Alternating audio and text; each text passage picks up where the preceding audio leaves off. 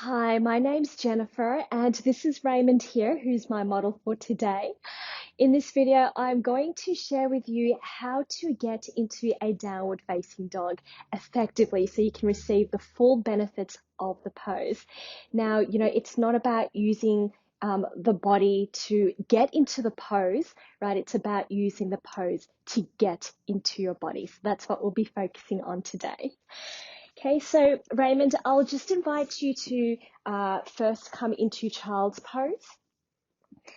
Okay, so you can see here that in child's pose, he's placed his knees on the edge of the mat. Okay, maybe your two big toes touch, and then begin to extend your arms forward. So really activate your arms here. Press your palms onto the floor. So in downward facing dog, this will be the distance between your palms and your feet. Okay, so begin to tuck the toes under, Raymond, and then lift your hips up into your downward facing dog. Great, so we want an even weight distribution in the palms here. Okay, and begin to extend your legs, extend your knees and heels down onto the mat. Okay, now, of course, not everyone is able to do this for various reasons, especially if you have tight hamstrings. It's okay if the heels don't touch the floor, and you can also bend your knees as well. Okay, great. Now you can see here with his spine, Raymond has a neutral spine, and to have this neutral spine, you simply draw the ribs and the navel in.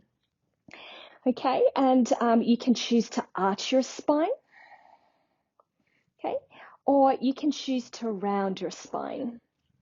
Okay, so just note that there is no one way or right way of getting into a particular pose, right? So there's no need to be rigid.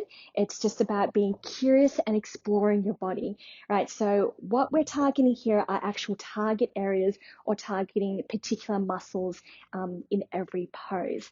And we're choosing the functional movement over the aesthetics of the pose. So as I said earlier, you can choose to have a neutral spine or arch your spine or round your spine.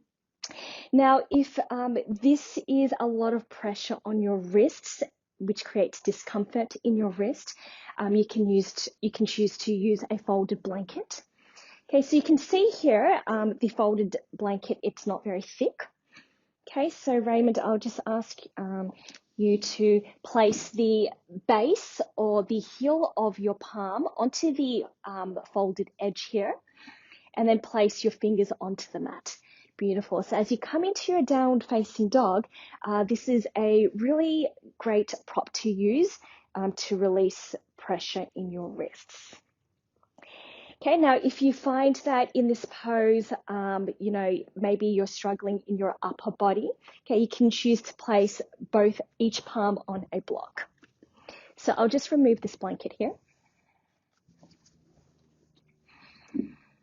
Good, so by placing each palm on a block, this supports your shoulders and your upper body, and you can continue to use these props here. You'll find that through regular practice and progression in this pose, as you strengthen your upper body, you can, choose to stop using the blocks over time. Okay, so these are the different variations that you can work with in your downward facing dog. As I said, be curious, explore your body, and just observe which variation suits your body and makes you feel good. Okay, thank you.